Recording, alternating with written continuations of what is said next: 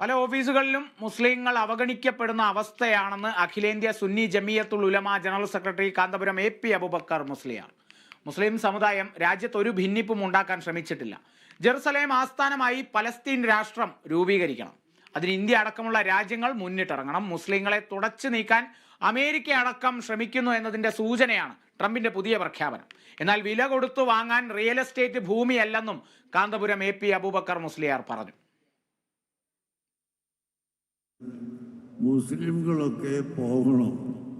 ഭർത്ത വിട്ട് മുസ്ലിംകൾ പോവുകയും ഭർത്ത വിറ്റ് അതിനെ മറ്റ് വിഭാഗത്തിന് കൊടുക്കുകയും ചെയ്യണം എന്നൊരു പുതിയ പ്രസ്താവന.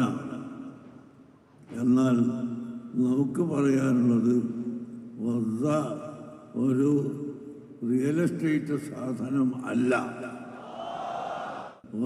അടക്കമുള്ള സ്ഥലങ്ങൾ ഉൾപ്പെടുത്തി പലസ്തീൻ രാഷ്ട്രം കെട്ടിപ്പടുക്കാൻ പരിശ്രമിക്കുക. അതാണ് മനുഷ്യത്വത്തിൻ്റെ നിലനിൽപ്പിന് അനിവാര്യമായതും സത്യവുമെന്ന് എല്ലാ രാജ്യവും, നമ്മുടെ ഇന്ത്യയും അതുപോലെ അമേരിക്കയും റഷ്യയും മറ്റെല്ലാ രാജ്യങ്ങളും പരിശ്രമിക്കേണ്ടതാണ്. എന്നല്ലാതെ ഈ കൊത്ത വിട്ട് പോകാനും അത് നിന്നിട്ട് വില പറഞ്ഞ് വിൽക്കാനും അതൊരിക്കലും നടക്കുന്ന പ്രശ്നമല്ല.